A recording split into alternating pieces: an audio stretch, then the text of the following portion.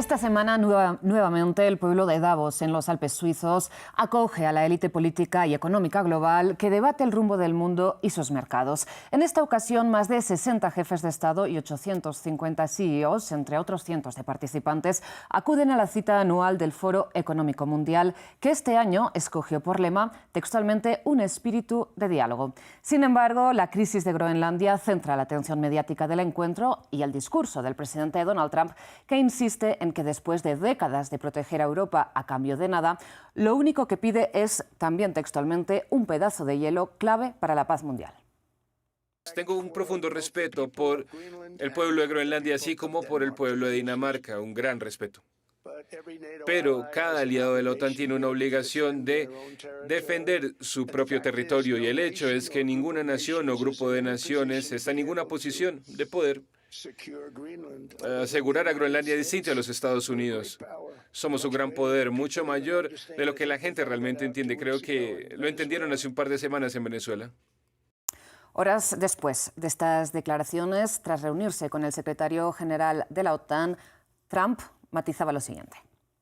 Tras una reunión muy productiva con el secretario general de la OTAN, Mark Rutte, hemos establecido el marco para un futuro acuerdo con respecto a Groenlandia y, de hecho, a toda la región ártica. Esta solución, de concretarse, será muy beneficiosa para Estados Unidos y todos los países de la OTAN. Con base en este entendimiento, no impondré los aranceles que debían entrar en vigor el 1 de febrero. Bien, ante este panorama en el debate de France 24 nos preguntamos, ¿será Groenlandia el escenario donde veremos cómo acaba la OTAN? ¿Qué más se habla entre pasillos en Davos? ¿Qué hay de la inteligencia artificial? ¿En qué medida las discusiones en el Foro Económico Mundial son un motor o un reflejo de las transformaciones del mundo? ¿Y qué legitimidad tiene esta cita ante el crecimiento de la desigualdad incesante y el repliegue de la globalización en su edición número 56? Bien, para el debate contamos en esta ocasión con Juan Ignacio Percoco. Él es doctor en Relaciones Internacionales y docente universitario. Por otro lado, nos acompaña también Eric Fajardo, consultor político e internacionalista. Juan Ignacio, Eric, muchísimas gracias por aceptar esta invitación al debate de France 24. Antes de empezar, les planteo a ustedes que, si bien ya saben que pueden repetir este y todos los programas de France 24 en nuestra página web y en nuestro canal de YouTube, ahora también pueden volver a escuchar el debate en formato podcast a través de las principales plataformas de streaming de audio. Ahora sí, Juan Ignacio, Eric, empecemos con el debate. De entrada, les plantearía que empezáramos analizando un poco la cuestión de Groenlandia y de ahí vayamos un poco ampliando, ¿no?, el campo de análisis, porque evidentemente el tema de Groenlandia está siendo muy debatido por cómo cambia, ¿no?, el paradigma de la alianza transatlántica con estas ambiciones de Donald Trump. Repetimos, él ha insistido en que es lo único que pide a cambio, después de décadas de proteger Europa a cambio de nada, y que Estados Unidos quiera reivindicar Groenlandia responde solamente a motivos de seguridad nacional, que nada tiene que ver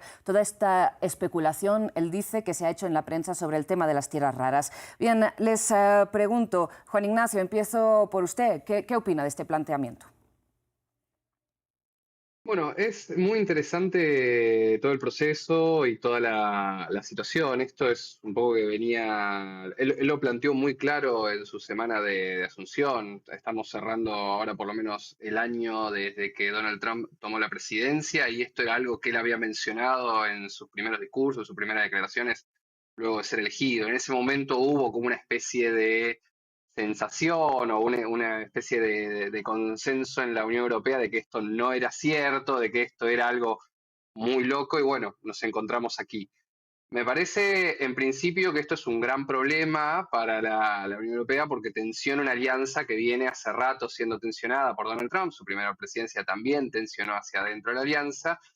Y me parece que, ya adelantando un poquito algunas cosas que podemos charlar más adelante, tanto contigo como con Eric, me parece que también es un punto que va mostrando cuáles son algunas de las debilidades estructurales o por lo menos algunas falencias estructurales a las que ha llegado Europa este 2026. Y es un proceso que ha sido progresivo. Veremos, porque la verdad no Sí. sabemos y la verdad que Donald Trump nos tiene acostumbrados a cambios, nos tiene acostumbrados también a escenarios muy fluidos, si querés usar ese término, y veremos en qué consiste ese acuerdo que vos comentabas que recién acaba de firmarse, o por lo menos de estructurarse. Veremos qué es lo que entiende Donald Trump, por qué es lo que necesitaba Estados Unidos. Veremos también cuáles son las características Sí. y qué cede Europa. Pero me parece que también es muy importante recuperar, y eso si querés lo podemos hablar también más adelante, el discurso del primer ministro canadiense, donde me parece que ese es lo más llamativo, por lo menos desde mi perspectiva de docente, a mí me pareció muy interesante para trabajarlo en el aula. Me pareció un discurso muy interesante porque deja en claro muchas cosas, y deja en claro muchas cosas dichos por un presidente de una potencia intermedia, del centro mundial, de Occidente, de la Alianza Euroatlántica. Entonces, en ese sentido, me parece que estamos viviendo un proceso novedoso, un proceso complejo, un proceso que va a tener muchas idas y vueltas, porque mismo Donald Trump tiene esa dinámica. Sí. A Mark Carney también se ha referido Donald Trump, aunque en una sola frase, ¿no? En más de una hora de discurso, diciéndole que tuviera cuidado, que Canadá no existiría sin Estados Unidos. De hecho, este mensaje más ampliamente lo ha dirigido a todos los miembros de la OTAN. Pero antes de avanzar, digamos, en el estado actual de las cosas, les quiero pedir que analicemos los argumentos que plantea Donald Trump para justificar esta reivindicación de Dinamarca, porque él dice que Estados Unidos no debería haber devuelto Groenlandia a Dinamarca. Después de la Segunda Guerra Mundial, ¿no? Él recordó que Dinamarca fue ocupada por el ejército nazi y que Estados Unidos fue a ocupar Groenlandia para protegerla, ¿no? Y insiste en que Estados Unidos no puede proteger este territorio, sino es que le pertenece, que no lo puede, digamos, proteger solo tratándolo como si fuera un préstamo. ¿Qué opinan de estos dos argumentos, Eric? Bueno, la retórica de Trump es una retórica que se acomoda a la necesidad de abrir canales y espacios de negociación y siempre marca la posición desde la cual el presidente de los Estados Unidos va a negociar. No es, y en eso estoy de acuerdo con Juan Ignacio, letra muerta. Él no es un político tradicional.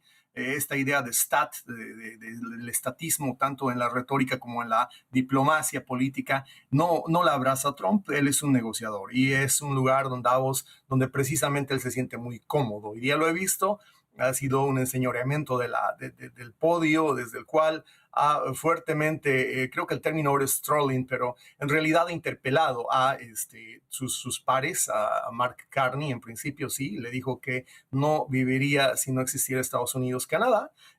Al presidente Macron, a quien le ha hecho una sugestión muy simpática y muy sutil de que probablemente le pusieron el ojo morado de nuevo o algo así por las gafas, y hasta el mismo gobernador de California, Gavin Newsom, que probablemente va a ser el contendor demócrata de quien sea que ocupe el ticket republicano en 2028. Es decir, ha sido Donald Trump que se sintió muy cómodo en Davos y ha explicado con mucha soltura lo que el impacto económico de sus reformas estructurales, que por supuesto tienen que preocuparle al mundo porque no atañen solo a Estados Unidos, van a tener como consecuencia, y entre ello la mención de Venezuela, la mención de Irán y del poderío bélico New Age que ha mostrado los Estados Unidos, ha dejado también muy en claro de que la opción militar no es una opción en Groenlandia. Esta es seguramente una reivindicación que tiene mucho más que ver con, desde mi perspectiva, la organicidad por la cual Groenlandia le corresponde en términos geológicos, en términos demográficos, a Norteamérica, a América o el continente americano, si usted quiere.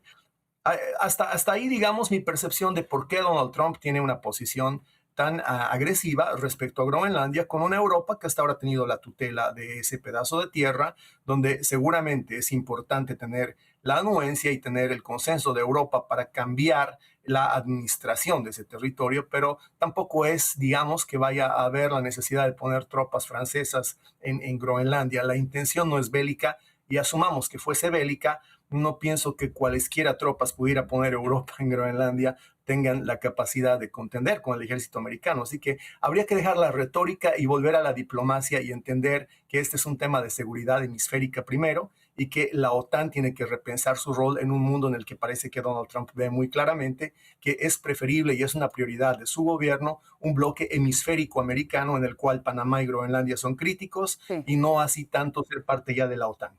Y precisamente en esta visión que Groenlandia es crítica para Estados Unidos, para defenderla, en palabras de Donald Trump, de Rusia y de China.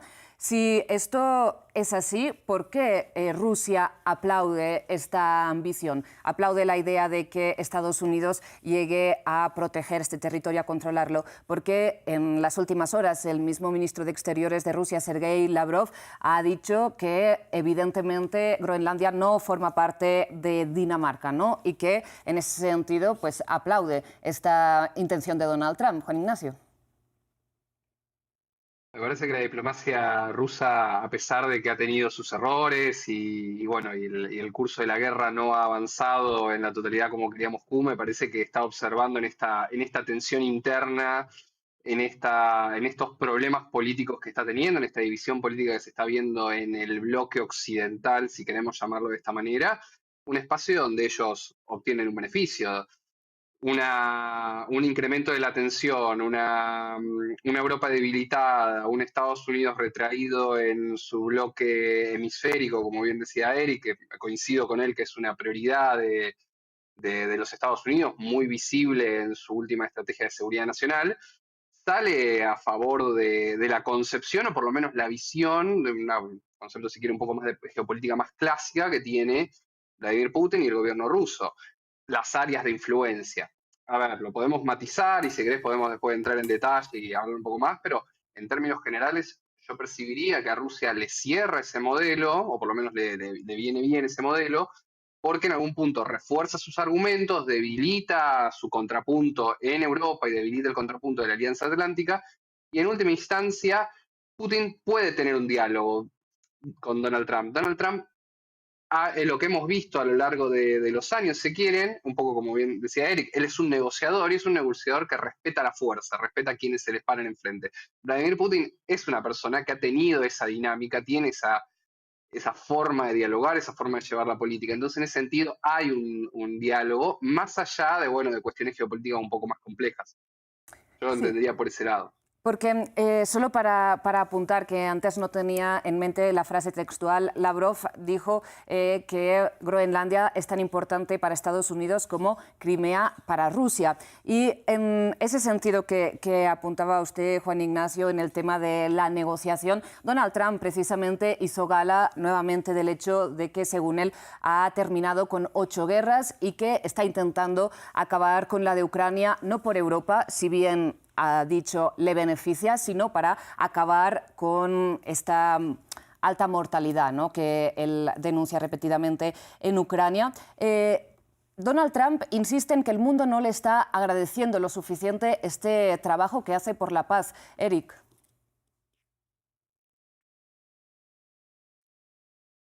No tenemos el sonido. Creo que Eric, no sé si ha apagado el micrófono. Lo que Sí, ahora lo que hay perfecto. que ver en la retórica de Trump es que él instala agenda, es lo que hace, sabe dónde golpear, cómo golpear, toca el nervio de los medios de comunicación, hace mucha hipérbole, pero siempre, y eso es una regla casi en el análisis del discurso trumpiano, siempre hay una modificación sensible de lo que va en acción política a hacer como consecuencia de lo que ha dicho. Es decir, yo no me preocuparía mucho con la manera como él enfrenta a los medios y obliga casi a los medios en una suerte de psicología inversa a poner su agenda. Ya está instalado Groenlandia, esto se va a resolver como siempre se hace, mostrándose los dientes ante el podio de Davos, pero finalmente negociando como lo están haciendo ya detrás de bambalinas. Las naciones europeas saben 2 hechos que no los podemos negar.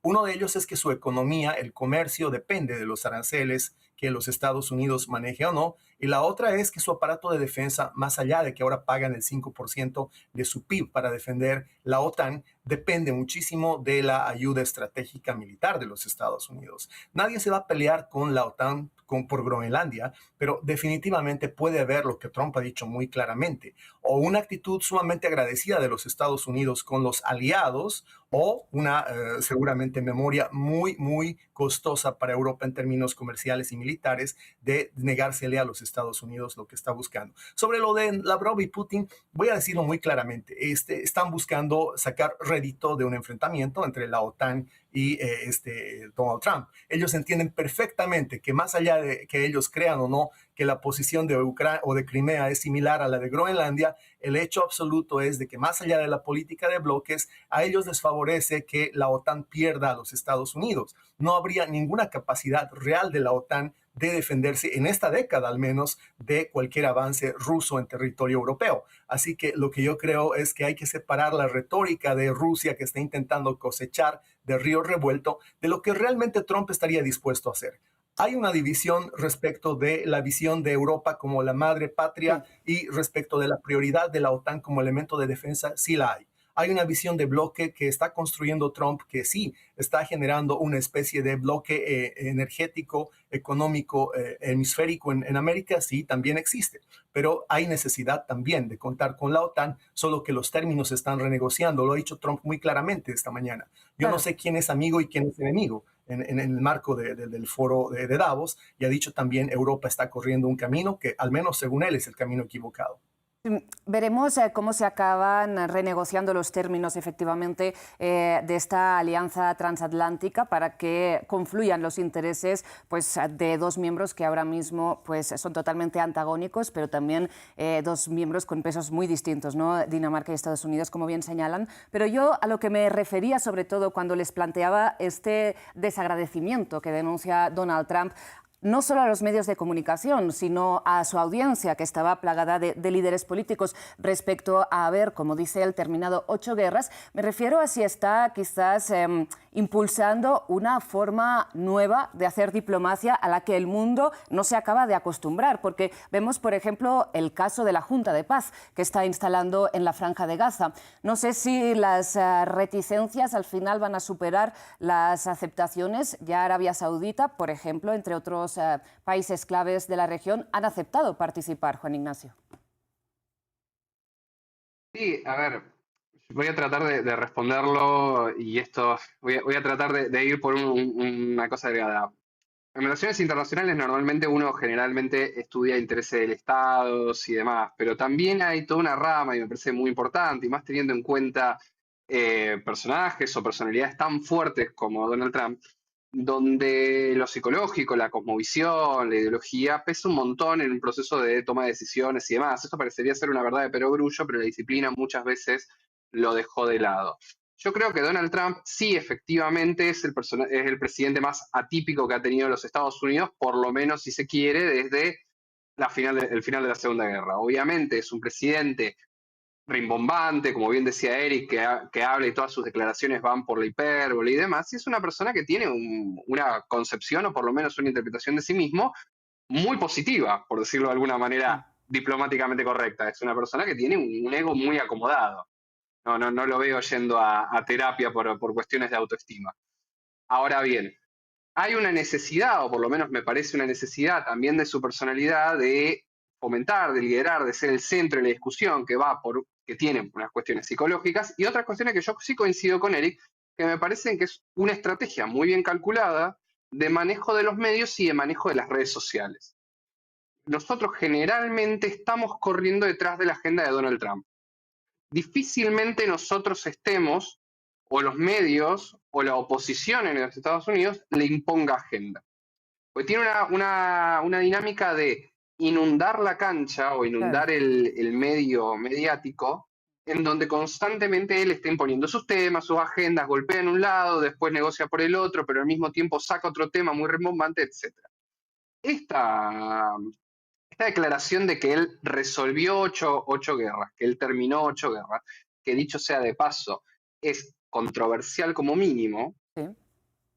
es una forma en la cual él vende uno de sus grandes éxitos de un año de gestión. Un año que de vuelta ha tenido claroscuros, claroscuros económicos, algunos claroscuros de diplomacia, etcétera. Bueno, depende de cada uno donde se posicione. Me parece que en ese sentido va. Y el board, de este board de la paz, que obviamente gira en torno a él, lo posiciona a él como presidente, él decide quién participa y quién no participa, es nuevamente un proceso en el cual él quiere ser el que determine los mecanismos de llevar adelante procesos de paz. Un poco de robarle, que en palabras de él, robarle el protagonismo a Naciones Unidas. Exacto, entonces, más allá de imponer una agenda de temas en los medios de comunicación, está logrando imponer un cambio en las estructuras multilaterales que él o Estados Unidos va a dominar más que nunca, ¿no? Esta Junta de Paz va a quizás tener más poder sobre el terreno que Naciones Unidas, ¿o cómo lo ve, Eric? Definitivamente, en eso estoy en absoluto concierto con Juan, que lo ha planteado muy bien. Aquí lo que hay es una profunda crítica a dónde está ubicada Europa. Desde la primera frase con la que abrió su discurso esta mañana Trump, Estados Unidos, por lo menos los 76 millones que han votado dos veces por este señor tan hiperbólico, tan superlativo en sus expresiones, tienen la idea de que hay un peligro real y no es una concepción solamente de los estadounidenses conservadores. Ahí está Douglas Murray diciéndonos que hay una extraña muerte aconteciendo en América, o perdón, en Europa, y esto América lo toma a pies juntillas. América ha entendido, por lo menos el mundo conservador que representa a Donald Trump, de que Europa está caminando en un rumbo del cual parecía que en la Segunda Guerra Mundial América la había ido a salvar. Había ido a salvarlos del socialismo, primero del nacionalsocialismo de Hitler y después del internacionalismo socialista de la Internacional Comunista de Stalin. Es decir, hoy día, interesante, pero Europa ha abrazado el socialismo. De muchas maneras, los actores en Francia, Macron, en Inglaterra, Stammer, son suerte de tributarios de mayo del 68 en París. Algunos estuvieron ahí, los otros miraron del otro lado del Tames con añorancia, con nostalgia probablemente, pero esta es una América distinta de cómo el conservadurismo americano imagina a Europa en este momento. Entonces, yo creo que lo que tenemos que plantearnos es hasta dónde es capaz Europa de imaginarse un poco más como el aliado con el cual tuvieron 60 años no solo de ayuda militar, sino también de una suerte de identidad cultural. ¿Por qué América ha empezado a mirar a sí misma? ¿Por qué de repente le interesa más un bloque hemisférico que ser parte del conglomerado de la OTAN para la protección de Europa? ¿Por qué han cambiado las prioridades estratégicas? Yo lo dejaría en esto. Hay una gran parte de los americanos que ha decidido que más allá de todas las observaciones y objeciones del sistema de los medios de comunicación, de la industria del análisis, de la industria de la protesta, sí, incluso de la mirada globalista, los Estados Unidos quiere volver a un nacionalismo que lamentablemente ya no mira a Europa como la madre patria, sino que está intentando fundarse en nuevos liderazgos que parece reflejan la recomposición demográfica de Estados Unidos. Ahí tiene usted un hecho que va a ser simbólico en el tiempo y que hay que atenderlo esta mañana. El hecho como pidió un tributo o una salutación para Marco Rubio, el presidente Trump tiene que decir mucho de hacia dónde está mirando como perspectiva histórica propia América en los siguientes 20 años. Claro, y no tenemos ahora tiempo quizás de entrar en mucha profundidad, pero para apuntar a nuestra audiencia una de las críticas, ¿no?, que ha hecho Trump y a las que ha, digamos, atachado la decadencia que él atribuye a Europa es, pues, hasta esta visión, ¿no?, hasta ahora de combate contra la crisis climática, contra la desigualdad. Todo esto es lo que Donald Trump dice ha debilitado a sus aliados europeos. Para ir cerrando, quisiera que habláramos de otra crítica también que las industrias, en este caso estadounidenses, hacen a las europeas. Se trata de que acusan a la Unión Europea de estar demasiado centrada en la regulación extrema y de no dar pie a la, a la evolución, ¿no?, de la industria de la inteligencia artificial. Este ha sido un tema clave en el foro de Davos. No sé si coinciden con el tema de que la inteligencia artificial es una arma geopolítica, tal y como la definen los CEOs estadounidenses. Juan Ignacio. Sí, a ver, me parece que la inteligencia artificial, o por lo menos las promesas de la inteligencia artificial, son una de las tecnologías más disruptivas que hemos visto en los últimos años. Es muy importante, o por lo menos es muy relevante la incorporación o la creciente integración de mecanismos, agentes, estructuras, tecnologías de inteligencia artificial en cuestiones de seguridad dentro de los Estados Unidos y muchos países, los chinos, Palantir, en buena parte del mundo occidental, etc. Ahora bien, entiendo un poco, y es obviamente la discusión, o por lo menos la nueva carrera armamentística parece ser en torno a la inteligencia artificial. Sin embargo, también, y en si querés, tengo una posición un poco más tomada, o por lo menos una cuestión de una percepción, también es un arma que tiene, o por lo menos una tecnología que tiene un montón de peligros, un montón de cuestiones que pueden salirse de control, sin entrar en fantasías de ciencia ficción ni nada exagerado. No estamos hablando acá de películas de acción, estamos hablando de realidad, elementos señalados por ingenieros, por incluso Elon Musk ha hablado en su momento sobre el riesgo de la inteligencia artificial o el riesgo de un desarrollo no un poco más racional, un poco más pausado a la inteligencia artificial. En ese sentido, sí, obviamente, los grandes, las big techs norteamericanas que en la coalición de gobierno, la coalición de poder que lleva, que sostiene, que ha acompañado a Donald Trump, son un jugador de peso, obviamente critican la regulación europea porque en algún punto también limitan las capacidades o limitan su acceso a mercados, su integración, etc.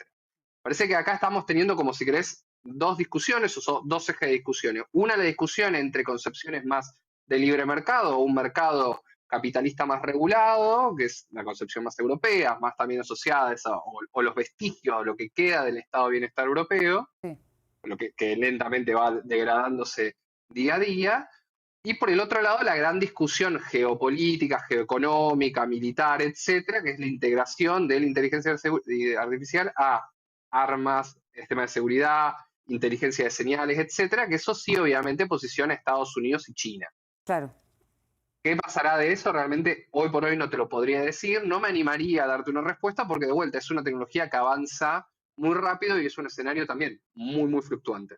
Pues entonces quedémonos con ese primer punto de análisis para cerrar este debate, y es el tema más bien relacionado con el mercado, porque como cada año Oxfam International publica el estado de las desigualdades globales coincidiendo con este Foro Económico Mundial, y en este 2026 Oxfam señaló que desde la elección de Donald Trump en noviembre de 2024, las fortunas de los millonarios, lo que en inglés llaman billionaires, ¿no?, han crecido a un ritmo 3 veces mayor que la media de los 5 años anteriores, que el número de millonarios en el mundo ha superado los 3.000, mientras que una de cada 4 personas en el mundo padece hambre. Para terminar, no sé cómo relacionan este estado, ¿no?, de la desigualdad global con el Foro Económico Mundial, si al final este tipo de ideología que se ha ido promoviendo y debatiendo en Davos a lo largo de los últimos 56 años nos ha llevado hasta aquí, o simplemente es un reflejo de lo que ha ido pasando. Para terminar, Eric. Oh, mira, a principio de todo, el tema hoy día de la carrera energética solía ser antes el fin mismo, el fin en sí mismo, la pelea por la energía. Recordemos las guerras en Medio Oriente. Hoy día la búsqueda de la energía es la búsqueda de un medio en el cual detrás está el desarrollo de la inteligencia artificial. Vamos a ver una pelea franca entre China y los Estados Unidos por las fuentes de energía. Ya lo ha dicho muy claro Donald Trump, no me interesan las tierras raras de Groenlandia, no me interesa el petróleo en sí de Venezuela. Lo que le importa a Estados Unidos es que China no siga comprando el 97% del petróleo venezolano, que China no tenga acceso, por lo menos no a fuentes de energía que están en el continente americano. Sí hay una visión Monroe ahí, sí es cierto. Hay una visión que en términos de la economía global se va a ver muy lastimada porque nos imaginamos todos, por lo menos lo hicimos los pasados 25 años, desde la visión de Davos, desde esa visión al 2030, cómo deberían las cosas funcionar. Davos fue un elemento ordenador. Ya no más. Ha llegado Donald Trump, no es su primer gobierno. Es difícil pensar si va a terminar o no todo este movimiento MAGA y toda esta filosofía de neonacionalismo en los Estados Unidos. Y lo cierto es que su visión es una visión más, diría yo, centrípeta, que centrífuga, no está muy interesado en los mercados globales, está bajo una regla que es una regla de la economía, mal que bien, lo mires desde el marxismo, lo mires desde Friedman. Marx o Friedman te van a decir lo mismo. El que es dueño del mercado marca las reglas, marca las pautas. Los Estados Unidos es el mercado más grande del planeta. Sin los Estados Unidos, China no es la economía exportadora más grande porque no tiene dónde acomodar sus productos. De hecho, la preocupación de Europa, y lo decía Van der Leyen ayer, es cómo asociarse con la India y buscar nuevos mercados, nuevos socios comerciales, cómo no depender de los Estados Unidos. Eso va a marcar también cómo las proyecciones y los estimados de lo que iba a ser la Agenda 2030 van a poder realizarse o no. Va a sufrir mucho la Agenda Verde. La Agenda Verde no está en la mirada de Estados Unidos y sin el mercado más grande del planeta es bastante difícil consolidar utopías de equidad. La equidad desde la mirada Trump, la equidad social al menos viene por la competitividad ahí parece que no va a haber un acuerdo con Europa sobre cómo conseguir esa equidad. Juan Ignacio, para terminar. Sí, a ver, retomando la pregunta tuya, yo creo que ese crecimiento de la desigualdad, que obviamente no se lo podemos atribuir a Donald Trump, no es tan importante en la historia de la humanidad como para él solo ser una tendencia global, si bien es relevante. Crecimiento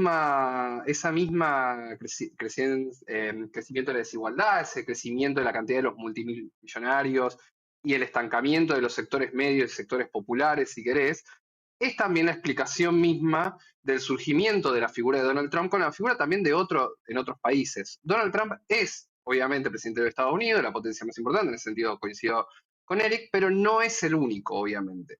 Y este proceso, que también es culpa en ese sentido, si querés, soy crítico del Foro de Davos no es santo de mi devoción, es el resultado de un acomodo, ajuste o políticas estructurales de reforma neoliberales, porque hoy parecería ser que Davos es la sede de la Internacional Socialista, y en realidad Davos ha sido históricamente el espacio donde se han articulado estos principios del neoliberalismo, etcétera, etcétera, etcétera, que nosotros en América Latina hemos atravesado. Entonces, es un resultado que sí, la desigualdad forma una parte estructural del sistema, y lo gracioso es que, o por lo menos, bueno, es más complejo, obviamente, la emergencia de figuras como esta, y donde gana Donald Trump, y donde ganan muchos, Bolsonaro, etcétera, son el resultado de esa desigualdad, y de esa malestar, esa bronca, esa ira contenida. Y según los datos, la catalizan todavía más. Muchísimas gracias, Juan Ignacio, Eric, por acompañarnos en este espacio de France 24 una vez más. Antes de terminar, el agradecimiento es para todo el equipo técnico y el equipo de producción que hace posible esta y todas las emisiones de France 24. A ustedes, como siempre, gracias por su atención.